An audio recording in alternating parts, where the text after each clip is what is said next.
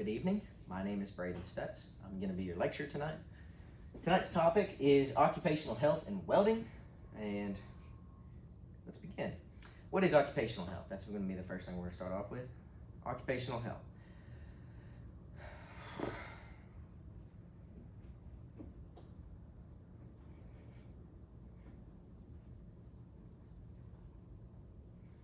Good evening. My name is Braden Stutz. I'm going to be your lecturer tonight. Tonight's topic is occupational health and how it relates to the welding industry. So first off, let's talk about occupational health. What is it? Occupational health is defined as an area of work in public health to promote and maintain the highest degree of physical, mental, and social well-being of workers in all occupations. This can look like getting certifications for safety, such as OSHA 10 and OSHA 30. This can look like doing a group work or a group stretching session before work. This can also be taking breaks during strenuous work. There's also a few other factors. So let's talk about a little bit about occupational health organizations. So there's two main organizations that we know in the United States. It is the Occupational Safety and Health Administration, or OSHA, and then we have the National Institute of Occupational Safety and Health, NIOSH or NIOSH, whichever you prefer. These were both created in the 1970s by the Occupational Safety Health Act by Congress. And they are two separate organizations, but they do work closely together. NIOSH is actually a part of the CDC, the Center for Disease Control. It is under the CDC. It is an institute that does research into occupational safety and health and comes up with recommendations that it would say to implement in the workforce. OSHA standards then come from those NIOSH recommendations. This includes general industry, maritime, and construction. Standards and regulations of general industry for OSHA standards cover personal protective equipment, or PPE, welding, cutting, brazing, resistance welding, and toxic and hazard substances, which we will get into here in a second. So the first one of those was PPE, personal protective equipment. One of the most important factors of staying safe while being on the job is wearing your personal protective equipment. For the welding industry, this is going to look like this image here. You're going to wear your welding cap. Your welding cap is going to be important for if you're doing an overhead weld. It's going to stop spatter from reaching the top of your head and burning your hair or your scalp. You're also going to wear your safety glasses. Now, OSHA does have standards for safety glasses. They must be Z87 plus rated, and usually it's on the inside of the arm of the safety glasses. On my pair, it's right here. It must say Z87 plus. It can't just be any other pair. You're going to wear your safety glasses to prevent any spatter in case it does get over your welding hood. It can potentially get into your eyes, and so that's just going to help prevent that, help block any spatter that does get into your welding helmet. Then, of course, you're going to wear your welding helmet. Now, your welding helmet is important for protecting your face from spatter. It also has a shade 9 or darker lens because obviously the welding process produces a ton of light. And so we're going to use this dark lens to turn that light down in a sense and protect us from getting blindness. It also filters out UV radiation to prevent other safety aspects, which we're going to talk about later. You're also going to wear a 100% cotton or leather jacket. This is just to protect the rest of your body from spatter or from burns from contact in case you do bump into something that is hot. You're going to wear leather gauntlet style gloves. They're going to go up pretty well up your forearm, almost to your elbow. This is not an acceptable welding glove. This is a work glove. This is a ranch glove, but this is not going to provide enough protection for your hands from burns and such. It's not going to feel very good when you touch a piece of hot metal with these, because these are fairly thin compared to welding gloves, and they do not go up high enough to prevent the rest of your forearm from getting burned. Moving down, we're going to talk about you're going to wear your leather apron if available. In our shop, we do not wear leather aprons, but we do wear long pants that are 100% cotton and or leather. And then we also wear our leather work boots or other approved welding shoes. These two individuals are wearing PPE. This gentleman is in the full PPE that was described in the previous slide. He's got his welding helmet. He's wearing safety glasses underneath his welding helmet to protect his eyes. He's wearing his welding cap, his welding leather welding jacket. He's got leather apron on. He does have 100% cotton jeans on, and then he's got his welding boots on. This person over here, they have a respiratory device. I imagine they're in a confined space and where they're wanting to filter out fumes, which we will talk about here in a second. She's also wearing gloves and safety glasses underneath her welding helmet and a leather jacket. So there's several hazards to your health, which is the reason for the PPE. The ones we're going to talk about are radiation, contact with hot metal, inhalation hazards, and electrocution. So, types of radiation during welding. There's 3 different types of radiation that are emitted during the welding process. The first is ultraviolet or UV radiation. The second is visible light, and the third is infrared radiation. Now, infrared radiation and infrared radiation and visible light aren't very harmful. I mean, visible light is just what you can see, but it is the ultraviolet light that we are worried about during the welding process.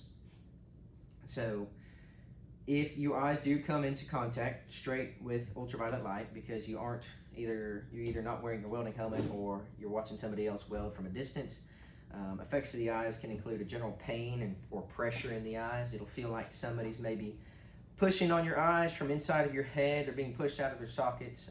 Just kind of a general discomfort in the eyes. You're also going to have a reddening of the eyes. Your eyes will become bloodshot.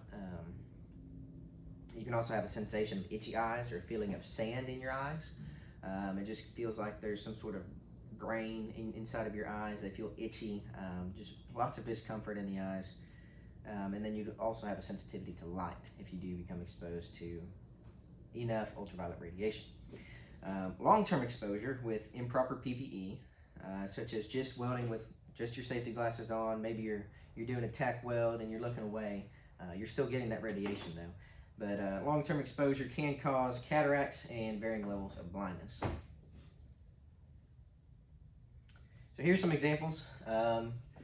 This image is from an individual who had radiation burns from ultraviolet radiation. I imagine they weren't wearing a level shade 9 or darker welding helmet. That maybe they were observing somebody else weld and just continued to watch what their work was doing.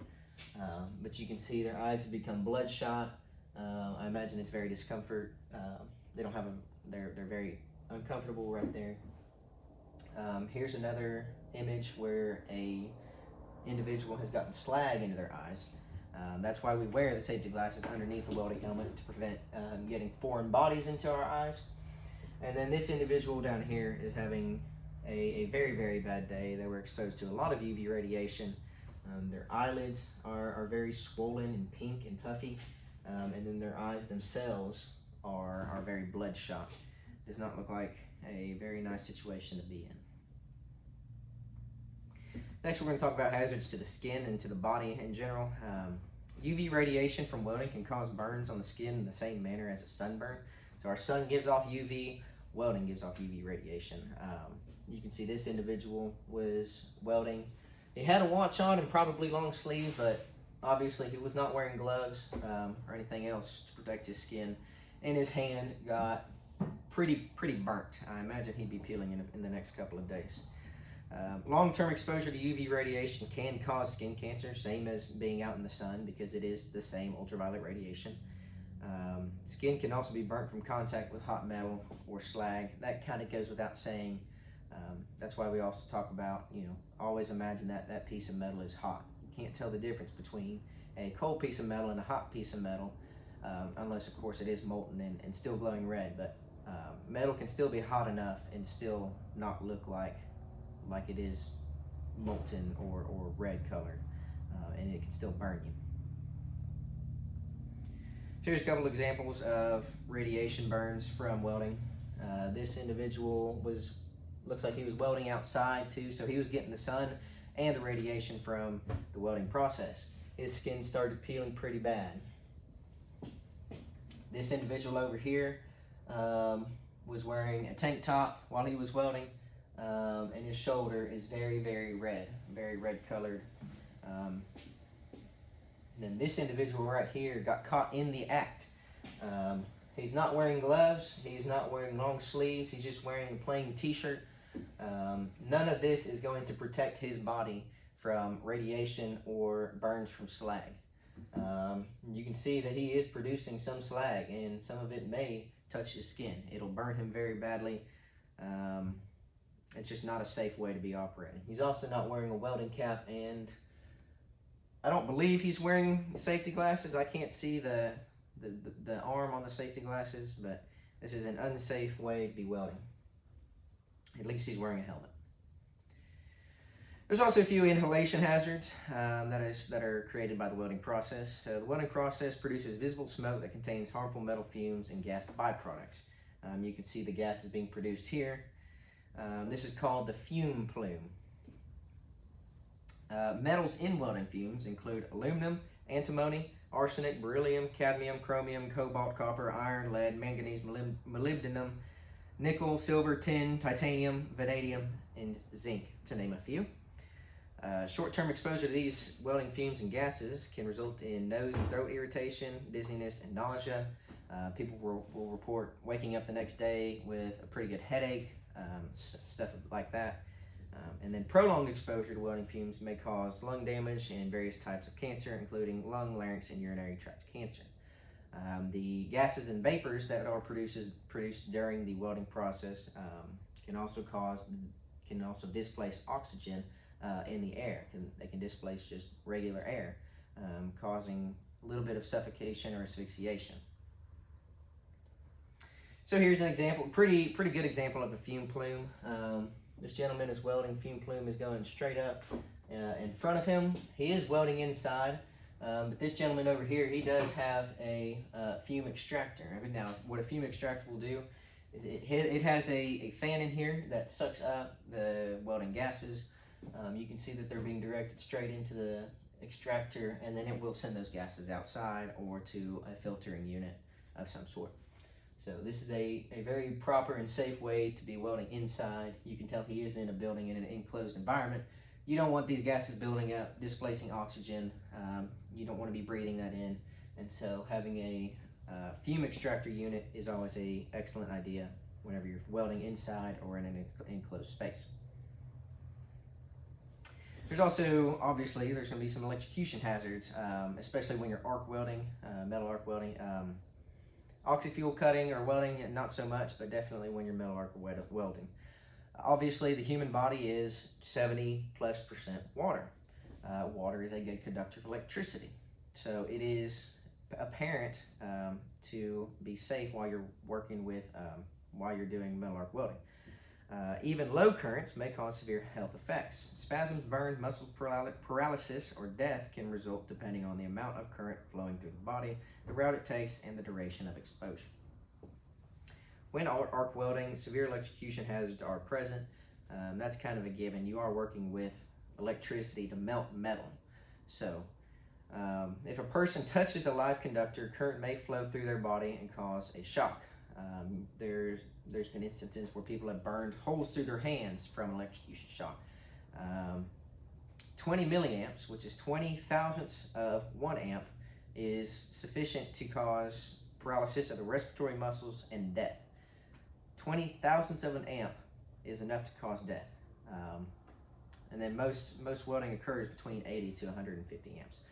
So you do have to be careful. There are some extreme dangers that can be involved in the metal arc welding process, but as long as we're working safely, we can mitigate these risks. So here's an example. We have a person welding on this welding table. They have the current flowing to their electrode, through their work, to their work clamp, and then back to the machine. That is the correct flow of energy. If the person were to touch the either the work or the work table and cause a ground, the electrons do have potential to travel up back through the work terminal into this person's body and out through their other part of their body that is completing the circuit back to the machine and cause an electric shock. Here are some pictures of people that has happened to. This person, their legs are entirely burnt up from the welding process. I imagine they were probably kneeling on their workpiece. Maybe it was a large piece of sheet metal or a trailer or something like that, and they were kneeling over it, and maybe their PPE was wet, and they got shocked through that. This person's arm has a lot of electrocution through it. And then we have an example over here of people getting electrocuted through their hands. This person has several entry and exits for where the current entered and exit their hand. And you can see it kind of blows that skin out, burns it, chars it. Over here we have another person whose hand got burnt up by the welding process. All of this skin is burnt and peeling. Does not look like fun at all. Looks like it hurts a tremendous amount. So we have all these hazards. There's all these dangers present during the welding process. What can we do to ensure that we are working in a safe manner? The most imperative point of working safely is wearing the proper PPE. Again, this looks like wearing your safety glasses, wearing a properly shaded hood, having proper gloves, wearing long sleeve 100% cotton or leather jacket, wearing long trousers that are either 100% cotton or leather, wearing the correct style of boots or welding shoes or such, so that you don't get burnt, so that you don't get not only burns from UV radiation, but also burns from spatter and hot metal. You also want to ensure all of your PPE is in proper condition and dry.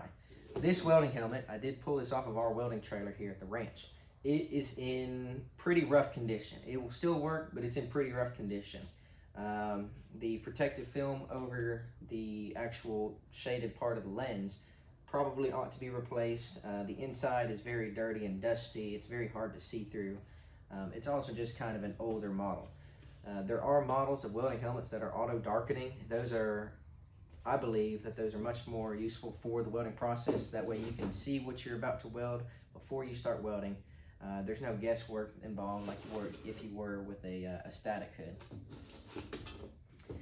Another point to do is avoid arc flash.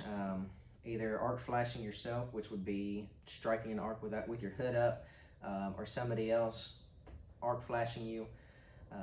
You always want to yell cover whenever you're about to start welding. That way people can know you're about to start welding and can look away if they're not covered up properly with a welding helmet or the proper PPE.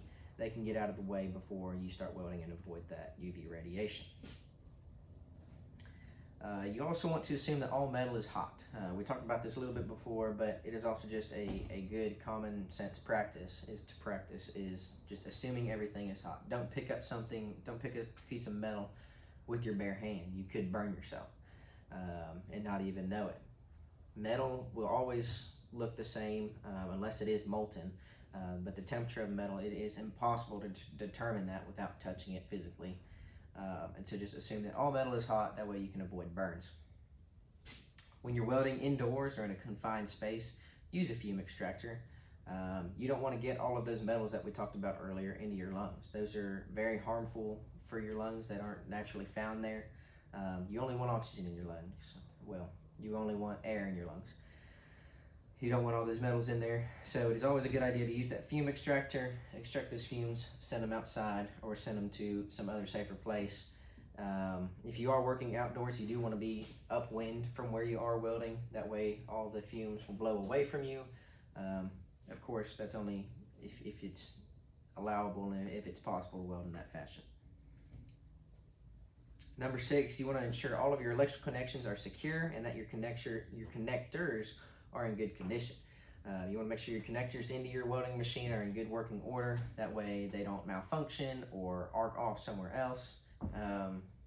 You want to make sure that your work clamp is attached securely to a good grounded spot on the piece that you are working on. That way the flow of electrons goes smooth into the pieces of work that you're working on, into your electrode that you're working with. You don't want to have a bad ground or a bad working clamp, because you may find yourself getting electrocuted that way. And then number 7, last but certainly not least, just use common sense when you're welding. Keep in mind all these before, but also just use common sense. Weld in a safe manner. Don't put yourself in any risk that you don't need to. Welding is a very dangerous process. Well, it can be a very dangerous process, but if you just follow all of these steps, keep in mind all the dangers, and you can keep yourself safe, your coworkers safe, and it'll be a good work environment. That is all for tonight. Thank you and good night.